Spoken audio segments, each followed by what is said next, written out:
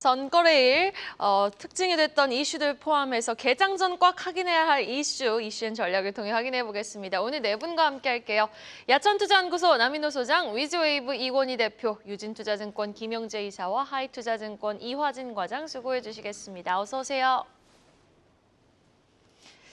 자, 전거래일 크게 하방 변동성을 확대했던 원전 관련주. 사실 오늘이 그 대망의 체코 수주전 D-Day였는데 원전주 이야기로 오늘의 시간 출발하겠습니다. 프랑스와 경쟁하고 있는 우리나라의 체코 원전 수주 가능성에 대한 기대가 커지고 있습니다. 사실 오늘이 우선 협상 대상자가 발표될 것이라는 관측이 제기되며 기정사실화처럼 시장에선 얘기가 오고 갔었는데 어제는요, 또 체코 현지 언론에서 우선 협상 대상자 선정 기한이 26일까지로 연장됐다라는 이야기가 나왔습니다. 그런데 또 어제 일제히 하락했던 원전주들, 이와 관련된 투자 전략 이화진 과장께 들어볼게요. 네, 최근 전에도 이제 26일로 연장이 좀 확장이 됐고요. 이제 우리나라와 이제 프랑스, 이제 EDF와 이제 경쟁을 하게 될 것으로 보이고 있고, 우리나라는 일단 가격 경쟁력에서 조금 앞서고 있는 측면, 특히 프랑스 EDF 같은 경우는 조금 이런 제안을 했습니다. 우리 체코 영토 내에서 이제 원자력 관련된 핵심 부품을 체코 내에서 우리가 생산하겠다라고 얘기를 하면서 조금 체코 정부에 대해서 어느 정도 조금 끝까지 가봐야 좀 알지 않을까를 좀 생각을 하게 되고요.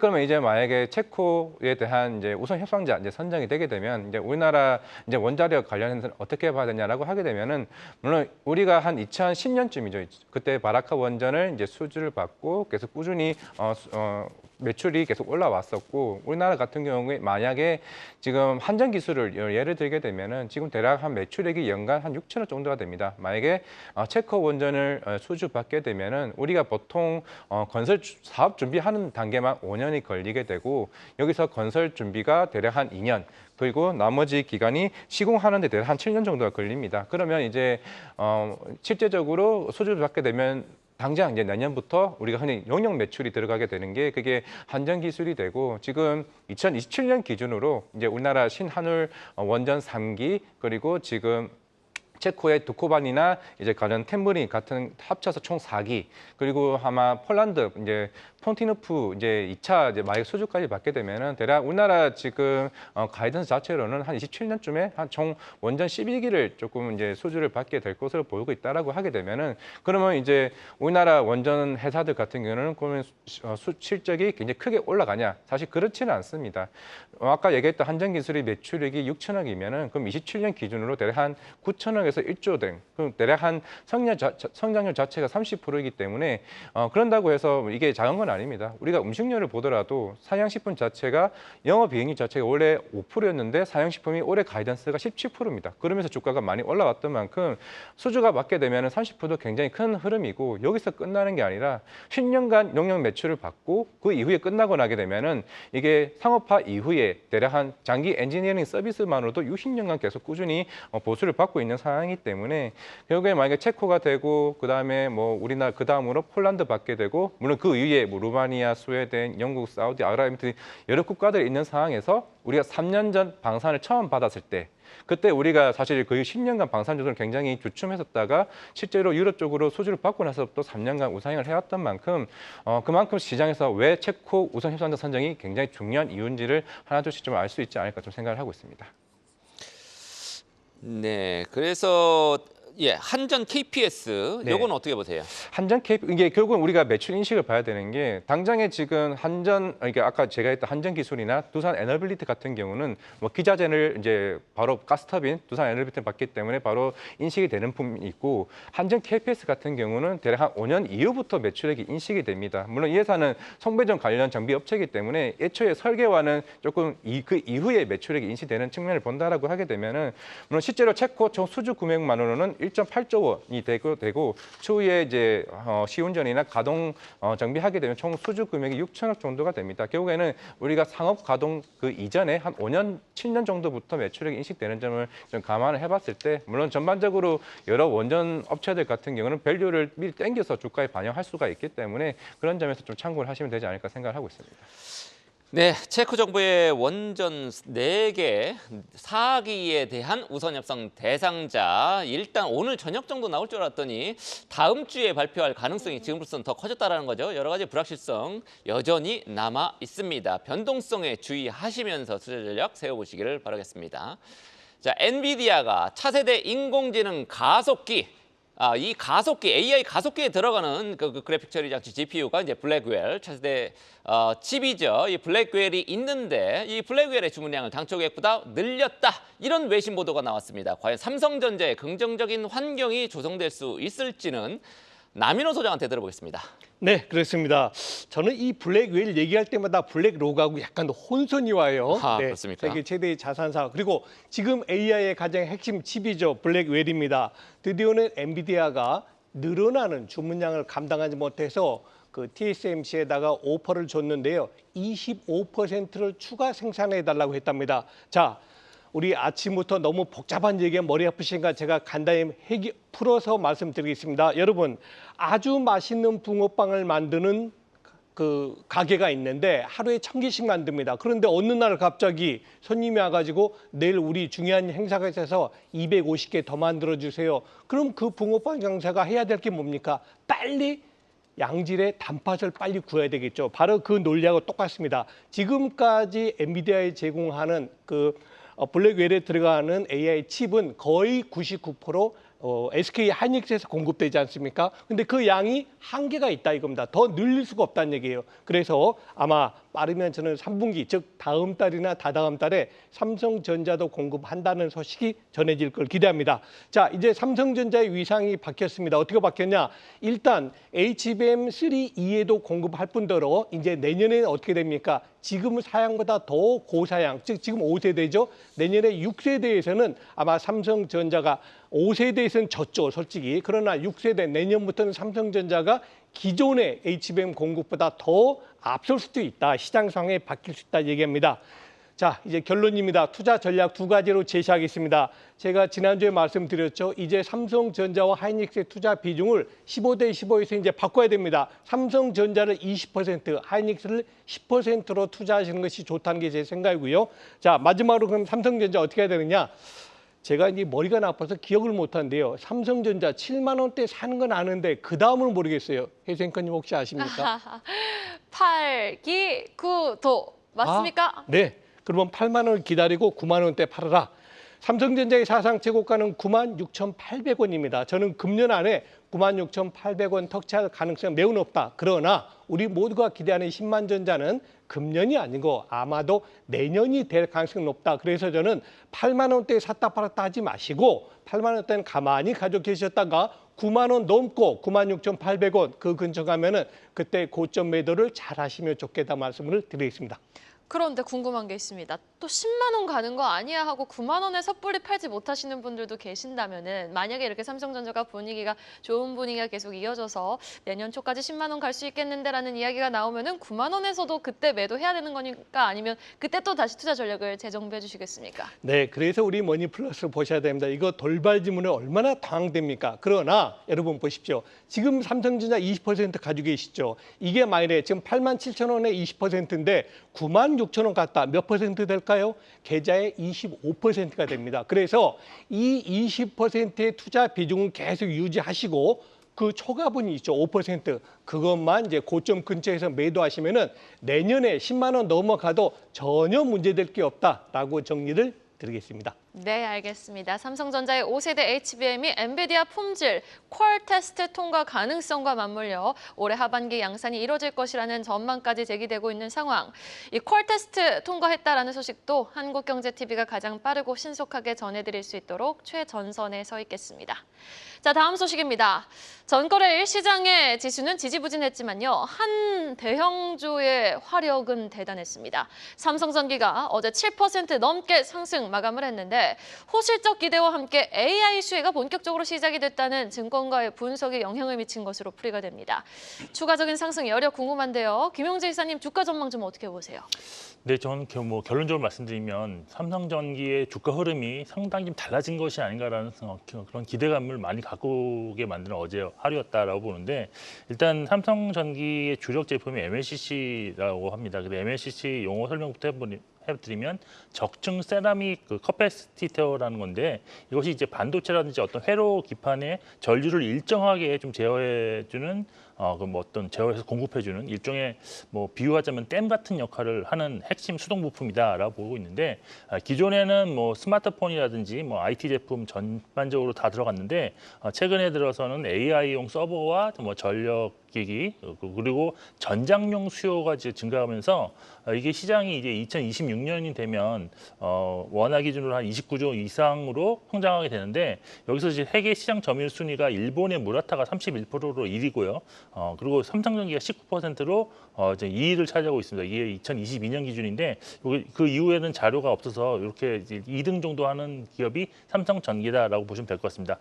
특히 중국 같은 경우가 이제 MLCC 내수 시장이 연평균 지금 한 11% 이상 크게 지금 성장을 하고 있는데 그래서 이제 전 세계 시장의 어떤 성장을 지금 이끌고 있다라고 보시면 됐을 것 같습니다. 아무래도 중국은 정부 주도의 어떤 전기차 생산, 그다음에 5G 통신 대중화로 MLCC 업황을 지금 개선을 하고 있다라고 보시는데 일단 삼성전기 같은 경우가 이제 하반기부터 내년까지 실적 개선세가 크게 나타날 것으로 전망되고 있습니다. 그 이유가 AI 서버 전장용처럼 이제 고부가 MLCC 사용이 증가하는데 이런 것이 이제 전반적으로 가격 상승 효과하고 지금 나타날 거고 또 AI 활동이 증가하면서 IT 디바이스 내의 탑재량이 최대 20%까지 증가합니다. 결국 가격도 오르고 수량도 동시에 지금 확정되는 호황 국면을 볼 수 있다라고 보고 있는데 이번 실적 같은 경우는 2분기에 이제 올해 1분기 대비 매출은 한 2천억 원 정도 줄어드는데 근데 영업이익은 오히려 200억 이상 증가를 할 것입니다. 그래서 영업이익률이 더 높아질 것으로 보이고 있는데 따라서 MLCC 호황 국면이 내년에는 이것이 더 크게 더 증가할 것이다라고 보고 있고 주가는 실적을 바탕으로 우상향할 것으로 지금 기대를 하고 있습니다. 실제 삼성전기 주가를 보시면 최근 2년 동안 거의 12만 원에서 16만 원 거의 박스권에 갇혀 있었는데 최근에는 이제 하반기와 내년 실적 전망을 바탕으로 이 박스권을 돌파하고 있다라는 점을 좀 주목하실 필요가 있습니다. 수급도 지금 6월 중순부터 외국인이 정말로 매우 적극적으로 매수를 하고 있는데 따라서 이번에 박스권을 돌파한다면 외국인이 그 주역이 될 것이고 증권사들은 지금 일관성 있게 좋은 전망을 내놓고 있는데 주가는 이번에는 증권사의 어떤 기대에 좀 호응하지 않을까라고 보고 있고 지금 일본 경쟁사 평균이 한 퍼로 기준으로 한 23배가 좀 넘는데요. 지금 어제 이제 보니까 종가를 기준으로 한 17.5배 정도 됐습니다. 삼성전기가. 그래서 한 30% 이상의 추가 상승 여력은 좀 보시면서 좀 접근하실 필요가 있다라고 보고 있습니다. 그렇게 되면 정말 좋겠습니다. 정말 오랫동안 지지부진했던 삼성전기의 주가 이번에는 정말로 박스권을 돌파할 가능성이 매우 높다 이렇게 지금 전망을 해주셨습니다. 특히 하반기에 실적 회복 자신하는 삼성전기 오늘장에서도 어제 7%대 상승에 이어서 주가 상승 흐름 이어갈 수 있을지 살펴보시기 바라겠습니다. 자, SK그룹의 사업 재편의 윤곽이 속속 드러나고 있죠. SK 에코플랜트, 옛날에 SK 건설이었는데 요게 알짜 반도체 사업, 반도체를 주로 유통하는 에센코어라는 회사를 자회사로 편입하겠다. 이런 소식이 한국경제신문의 또 다른 특종으로 전해졌습니다. 자세한 내용과 함께 투자 전략은 이건희 대표한테 듣겠습니다. 예, 일단 SK그룹이 이제 상장을 시켜야만 하는 회사가 두 개 있죠. SK온과 SK 에코플랜트입니다. SK 에코플랜트는 예전에 이제 사명은 SK 건설이었고요.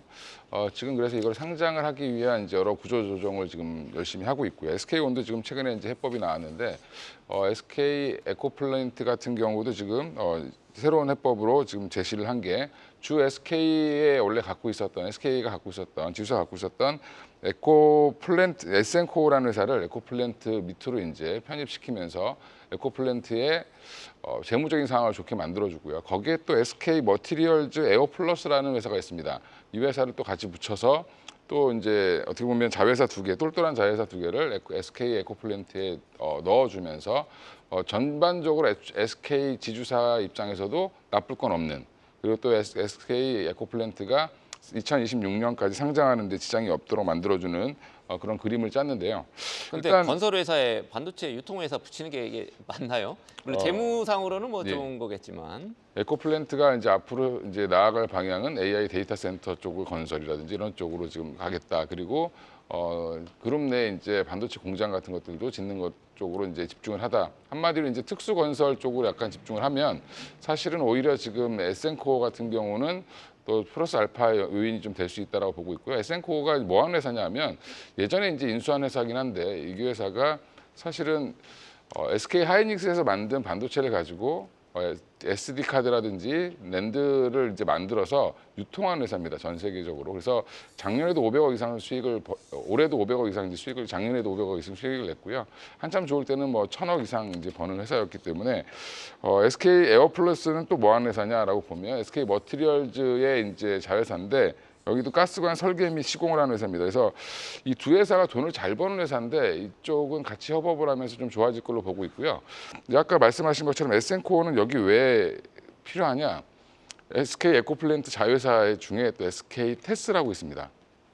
그 회사가 데이터 센터 서버라든지 IT 기기를 재활용하는 업체인데, 그러니까 판매하는 업체와 신제품을 파는 업체와 재활용하는 업체가 어떻게 보면 영업망이 거의 비슷하기 때문에 이게 같이 시너지 효과를 낼 수 있다라고 보고 있어서 에센코어는 사실은 SK 에코플랜트의 자회사인 SK 테스와의 협업을 통해서 훨씬 더 좋아지는 모습을 좀 그린다라고 생각하시면 될 것 같고요. 그런 부분도 있었네요. 근데 예. 하도 자회사가 219개나 되니까 잘 모르겠더라고요. 그렇죠. 이걸 좀 정리를 좀 네. 잘 이번에 좀 잘해서 지금 뭐 여러 가지 자금 문제를 좀 해결하려고 하는 것 같습니다. 그래서 지금 전반적으로 이제 상장되어 있는 회사, 여기서 지금 나오는 회사 중에서 상장 회사는 SK밖에 없습니다. 근데 SK가 최근에 많이 빠져 있는 상황인데 이번 기회에 SK도 한번 지주사 SK도 또 한번 조금 반등이 나올 가능성은 높지 않을까 이렇게 생각을 하고 있습니다. 네, 알겠습니다. 지주사 SK의 추가 상승 여력도 좀 가능하다. SK그룹 전반에서 조금 투자 전략을 제시해 주셨는데 사실 이번 주 또 SK 관련해서는 중요한 일정이 예정되어 있지 않습니까? 관련해서 추가 업데이트되는 소식 저희 또 한국경제TV가 가장 발빠르게 전해드릴 텐데요. 관련해서 투자 전략 계속해서 저희와 재정비해 볼 필요가 있어 보입니다. 네, SK그룹의 이사회가 줄줄이 예정이 돼 있습니다. 네. 내일 이제 SK주의 이사회고요. 맞습니다. 자, SK그룹주 소식 챙겨봤고요. 다음 소식 바로 확인해 보시죠. HD현대 주가도 5년 6개월여 만에 최고치를 전거래일 기록을 했습니다. 장중 8만 원대를 터치한 건데 주가 차트를 보면은 가파르게 지금 쭉 꾸준하게 올라왔단 말이죠. 그 뒤에는 어떤 배경이 작용을 했는지 또 추가적인 전망은 어떤지 남인호 소장님께 들어볼게요. 네, 그 배경은 크게 두 가지로 꼽을 수 있겠습니다. 첫 번째는 실적이 되겠죠. 사실 여러분 작년까지는 조선업 얼마나 힘들었습니까? 그 관련 산업도 정말 힘들었고요. 그런데 드디어 그 기나긴 5년간의 악몽의 터널을 벗어나서 금년 2024년도부터 조선 3사가 모두 영업 흑자로 전환됐지 않습니까? 여러분 모두 아시겠습니다만 조선업의 산업 사이클이 있습니다. 짧으면 3년이고 길면 5년 갑니다. 무슨 소리입니까? 배 한 대 수주 받잖아요. 그러면 그 제조하는 배를 만드는 데 걸린 시간만 해도 적어도 1년 걸립니다. 그렇지 않습니까? 이런 과정이 된다면 아마도 2024년도는 조선업의 수익 창출의 원년이 된다. 그러면은 빨라도 내후년까지는 좋은 호황기가 지속될 걸로 기대합니다. 다음 두 번째입니다. 뭐 요즘 워낙 그냥 트럼프 하는데요. 트럼프 대통령이 만약 당선이 된다고 이건 가정이죠. 확신이 아니고 가정이 된다면 가장 유리하게 혜택을 받을 업종을 뭘로 꼽습니까? 지금 여러 가지가 있습니다만 정유라든가 조선이라든가 이런 쪽도 들어가고 있거든요. 그래서 그에 대한 수혜 기대감도 있습니다. 자, 이제 전략 들어가겠습니다. 여러분, 만일에 HD현대조선을 5만 원대에 사셨다고 가정해 보십시오. 그런데 샀다 팔았다 하면 어제 8만 원의 그 기쁨을 맛볼 수 있을까요? 어렵습니다. 제가 그래서 우리 머닝플러스 시청자분에게 늘 강조드리지만 주식 매매 많이 하면 할수록 여러분의 수익은 떨어진다. 오히려 우량주. 그렇다고 해서 모든 주식을 가만히 갖고 계시라 그거 아닙니다. 주도주, 즉 올라가는 종목은 사고 팔고 하는 것보다 정말 적게는 6개월, 길게는 1년 보유, 가만히 가지고 계신 게 수익이 더 크다는 말씀을 드리겠고요. 마지막으로 투자 비중입니다. 반자철조화, 반도체, 자동차, 철강, 조선, 화학 이 5대 업종은 대한민국을 먹여 살리는 주력 업종입니다. 이 5대 업종은 최소한도 10%의 투자 비중을 강력하게 말씀드리겠습니다. 그렇군요. 자, 그러면 우리 HD 현대가 STX 중공업 인수와 관련해서 공정거래위원회로부터 조건부 승인을 받았다 이런 소식도 전해졌는데 여러 가지 호재가 있는 만큼 주가도 계속해서 탄력을 받기를 기대해 보겠습니다. 자, K-뷰티 올 상반기에 그야말로 물이 올랐습니다. 주가도 막 달렸죠. 신진 브랜드들의 약진에 힘입어서 ODM 생산 업체들이 2분기 최대 실적을 경신할 것으로 이렇게 전망이 되고 있습니다. 이 내용은 이건희 대표한테 또 자세하게 듣겠습니다. 예, 예전에 2014년 뭐 이럴 때 이제 화장품 한참 좋을 때 그때도 결국에는 끝에는 ODM, OEM 업체들이 굉장히 실적이 좋았습니다. 지금도 마찬가지로 이제 ODM, OEM 업체들이 지금 인디 브랜드들의 성장에 힘입어서 굉장히 좋은 흐름을 이어가고 있고요. 코스맥스, 한국콜마 등 이제 한국 화장품을 제조하는 업체들 중에서 대부분 이제 2분기 실적이 최대 경신을 보여줄 걸로 추정하고 있는데 지금 화면에 나온 코스맥스, 한국콜마 좀 큰 회사들이고요. 코스메카 코리아 그다음에 CNC 인터내셔널이 조금 규모는 작지만 아주 알짜 같은 이제 ODM 회사라고 보시면 될 것 같고요. 요즘에 잘 나가고 있는 미국에서의 ODM 인디 브랜드들 보면 코스RX라든지 뭐 스킨 천사, 그다음에 조선미녀, 라운드랩 뭐 이런 회사 이런 브랜드들이 좋아지고 있는데 관련해서 지금 향후에 그러면 이 ODM 업체들이 실적은 지속적으로 이제 인디 브랜드는 유행이 바뀔 수 있지만 생산량은 이제 한번 증가하고 나면 계속 이쪽에서 지금 좋아질 거라고 생각을 하고 각 회사마다 지금 뭐 미국 증설을 하고 있는 미국에 진출하려고 열심히 노력을 하고 있고요. 특히 이제 한국콜마 같은 경우 이미 1공장을 지어놨는데 미국에 2공장을 지금 증설 중에 있고요. 또 하나 지금 미국 법인장을 또 이제 좀 잘 나가시는 분을 또 하나 영입을 하셔서 지금 한국콜마에서 또 미국 시장에 조금 진심이다라는 부분을 보여주고 있습니다. 저는 개인적으로 한국콜마, 코스맥스, CNC 인터내셔널, 코스메카 코리아 다 좋은 종목이라고 보지만 최근에 이제 아마존과의 이제 협업이라든지 여러 가지를 봤을 때 한국콜마가 주도를 하고 있다는 부분에서는 한국콜마를 좀 중심에 놓고 보시면 좋을 것 같고요.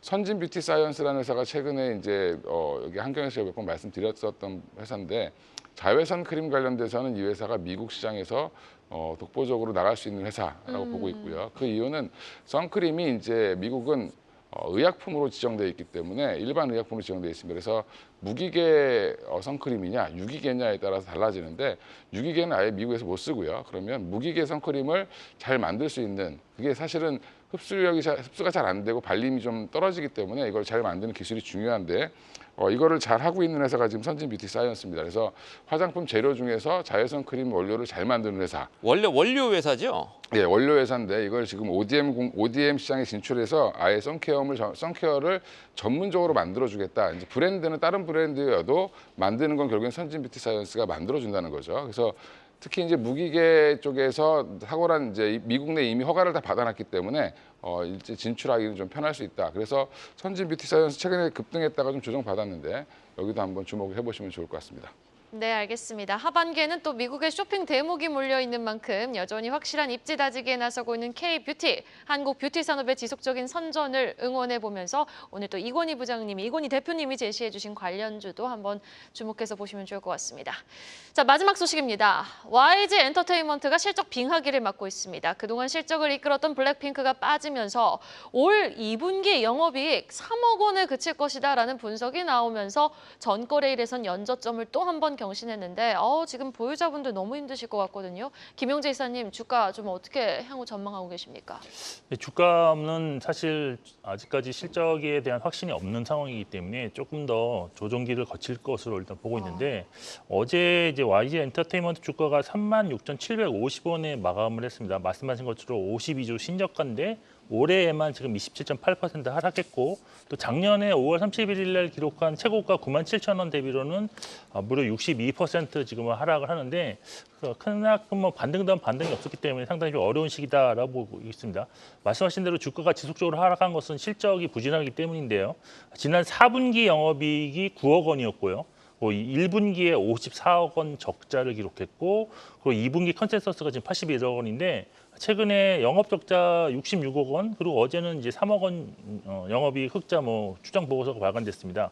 결국 예상보다 저조한 실적이 나올 가능성이 높기 때문에 주가도 이를 계속해서 반영하고 있다라고 보고 있는데 2분기가 사실 그 대표 IP 블랙핑크의 공백 속에서 지금 트레저라는 이제 남자 아이돌 그룹과 베이비몬스터 여자 아이돌 그룹이 지금 팬미팅 투어 이렇게 좀 했는데 오직 이 두 IP만 활동하고 있다는 점과 또 신입 활동에 따른 어떤 마케팅 비용이 좀 많이 지금 들어간다, 프로모션 비용 들어간다는 점에서 실적 회복이 아직까지 당분간 나올 가능성은 크지 않다라고 보고 있습니다.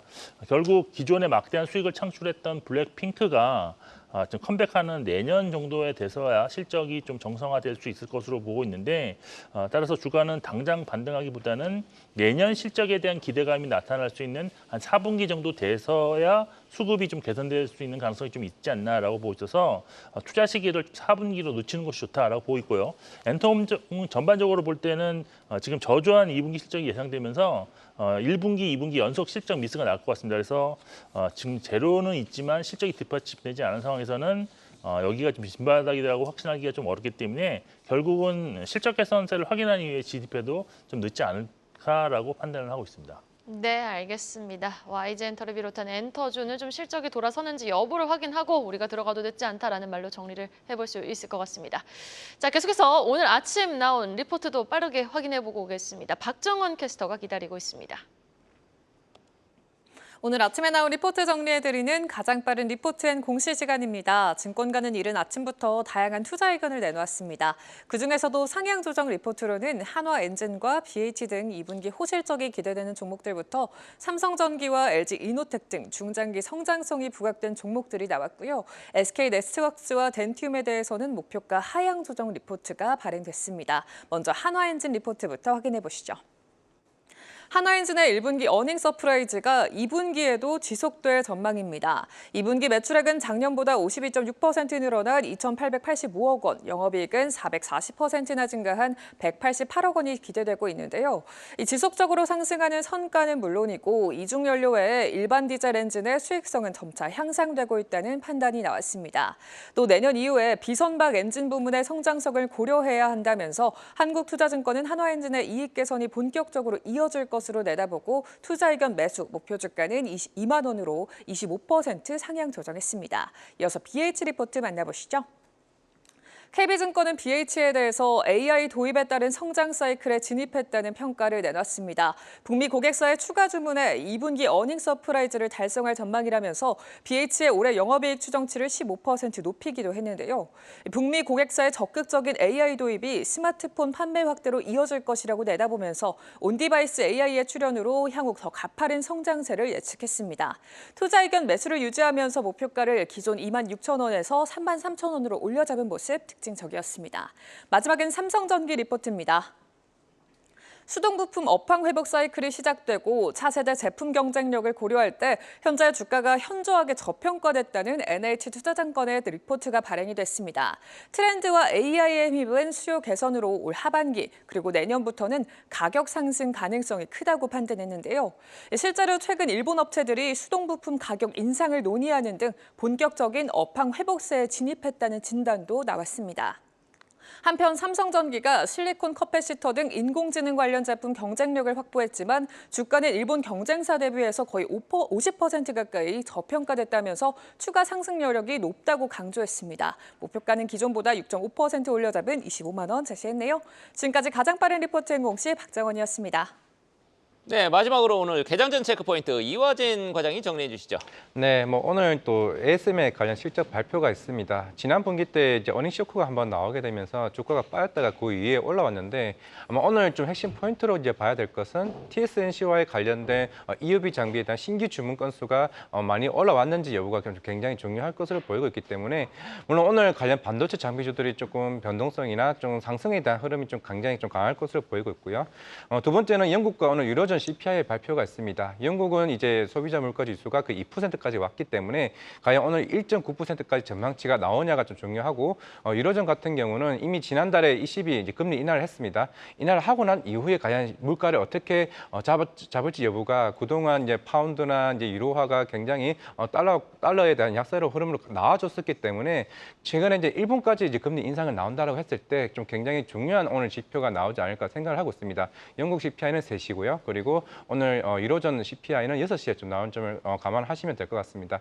그리고 세 번째는 오늘 어제 이제 삼성전자가 이제 특히 이제 P4 평택의 4공장을 본격적으로 증산한다는 얘기가 나오게 되면서 뭐 삼성전자 관련 밸류체인 단인 원익 IPS, 테스 그리고 이오테크닉스 이런 제약수와 같은 종목들이 오늘 특히 장비주들의 흐름이 굉장히 좋아질 것으로 보고 있습니다. 네, 맞습니다. 자, 그리고 지금 속보로 처리가 되고 있는데 카카오가 핵심 4회사를 빼고 다 판다, 매각을 한다라는 소식이 들려왔습니다. 엔터, VX, 게임즈, SM 다 판다고 소식이 들려왔는데 추가적인 전략은 계속해서 한국경제TV와 함께해 주시기 바라겠습니다. 이렇게 수요일 이슈앤 전략 네 분과 함께 이야기 나눠봤습니다. 오늘 말씀 고맙습니다. 계속해서 다양한 경제 이슈를 알고 싶다면 구독과 좋아요, 알림 설정 부탁드립니다. AI 캐스터 권미정이었습니다.